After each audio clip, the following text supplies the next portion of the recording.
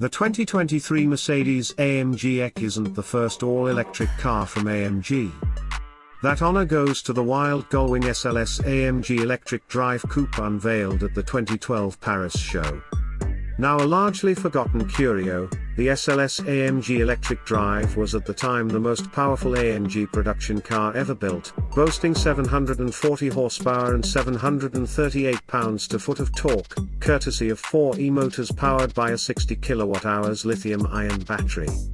Only 9 were said to have been produced. The AMG EQE also follows in the wheel tracks of the larger, plusher AMG EQS sedan we drove late in 2021. But it's perhaps the most important AMG electric car so far, not the least of which because it will be the most affordable AMG electric car so far. Though US pricing has yet to be finalized, back-of-the-envelope calculations suggest the AMG EQE should retail for about the same money as a Tesla Model S dual motor. Though 2 versions of the AMG EQE are offered in Europe, the 470 horsepower EQE 43 4MATIC and the 617 horsepower EQE 53 4MATIC plus the US will only get the latter, and it will simply be badged Mercedes-AMG EQE. And in case you're wondering, there isn't an EQE63 waiting in the wings. Well, not yet anyway. AMG engineers confirm the AMG EQE we're getting is the most powerful variant they will build on the Mercedes-Benz EVA 2 electric vehicle platform that underpins the regular EQE and EQS sedans. Truly tarmac melting AMG electric cars will be built on a new, dedicated performance EV platform currently under development in Affalterbach. That's not to say the AMG EQE is slow. Far from it. But first, the tech highlights?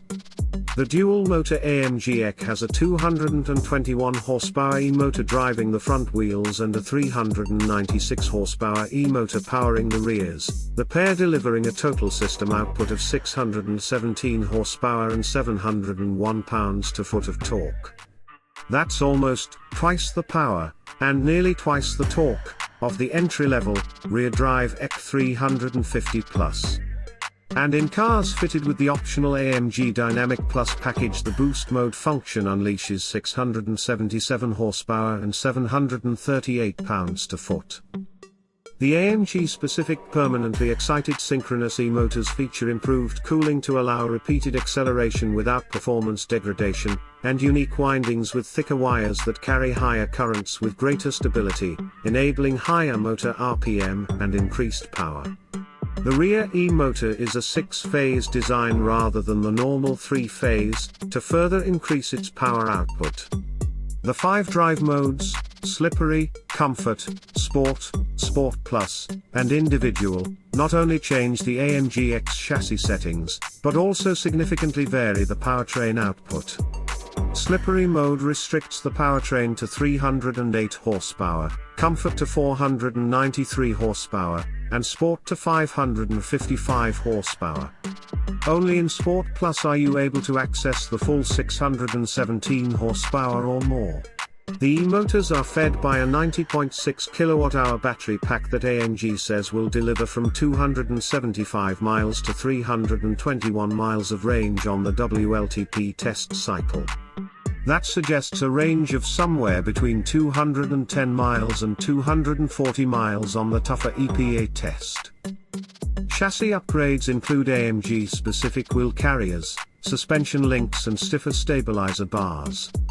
The bushes between the body shell and rear axle subframe are 50% stiffer than those of the regular EQE, and the AMG Ride Control Plus air suspension has unique mapping for the spring and shock rates. The system will instantly lower the ride height by 0.6 of an inch in Sport and Sport Plus modes and keep it there, in Comfort mode that only happens when you hit 78 miles per hour. Drop down to 50 miles per hour, and the car will raise itself back to its standard ride height. Rear wheel steering is standard, the wheels turning up to 3.6 degrees in the opposite direction to the fronts at speeds up to 37 miles per hour to improve low-speed maneuverability and agility, and in the same direction as the fronts at higher speeds to increase stability. Though the AMG EQE will recoup up to 260 kilowatts with the regen system set in its most aggressive mode, AMG's high-performance steel brake setup is standard, with 16.3-inch rotors and 6-piston calipers on the front axle, and 14.9-inch units with single-piston calipers at the rear. Carbon ceramic brakes are available as an option, but only with the optional 21-inch wheels. Standard wheels are 20-inch. Despite their aggressive styling, all the wheels have been carefully designed to reduce aerodynamic drag. AMG engineers claim the EQE is only marginally less slippery than the regular model, despite its wider tires and more aggressively styled front and rear fascias. That contributes to one of the car's standout characteristics, its quietude, especially at freeway cruising speeds. But for a brand that's long been celebrated for powertrains that when you mash the gas pedal assault your ears like you're in the mosh pit at an AC/DC concert, that's potentially an existential problem. AMG's solution has been to create special electronic soundscapes that play through the audio speakers when you select either Sport or Sport Plus drive modes.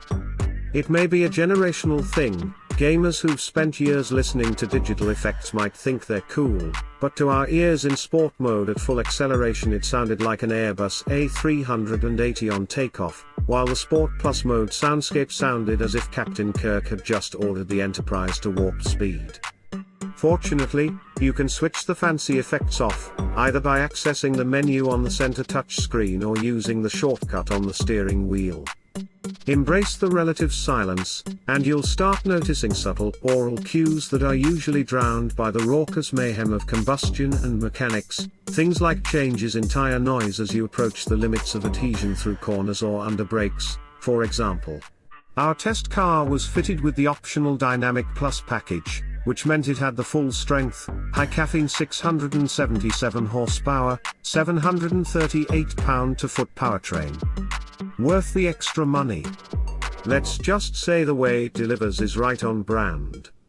The acceleration in Sport Plus mode is neck-snapping, more instantly ferocious, more gut-punchingly violent, than in any internal combustion engine AMG car. Mat the accelerator and the AMG EQE launches like a fighter jet catapulted off an aircraft carrier. The traction is astonishing, and while the AMG EQE is limited to a mere, by AMG standards, 137 miles per hour, 149 miles per hour in Dynamic Plus equipped cars, it gets there riding an endless torrent of weapons-grade thrust.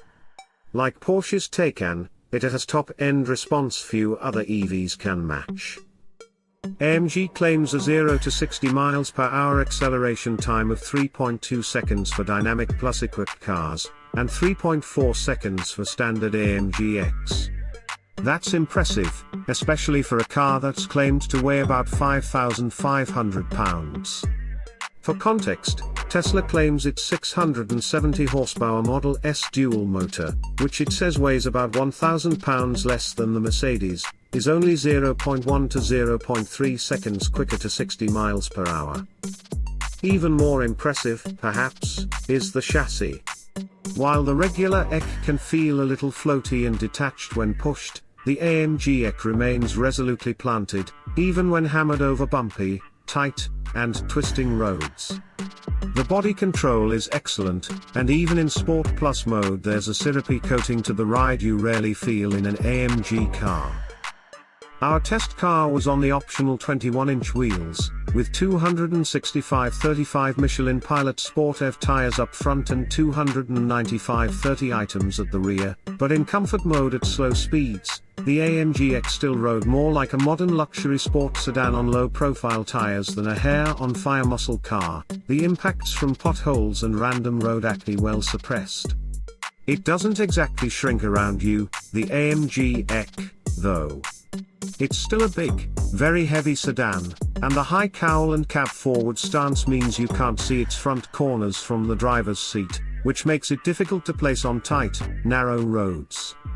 But once you get a sense of its physicality, you can push it as hard and fast along any canyon road as any AMG sedan, exploiting the confidence of the chassis to make the most of its astounding instant-on power and torque. There's not much nuance to the weighty steering, though the front axle responds as soon as you pull the wheel off center, and the rear steer system helps snap the Mercedes into the tighter, slower corners. The asymmetric powertrain means that there's a bias to the rear axle when you go to power. Under full acceleration, 64% of the torque goes to the rear wheels and 36% to the front, and you can feel the front wheels helping pull the car out of a corner as the rears punch it hard past the apex.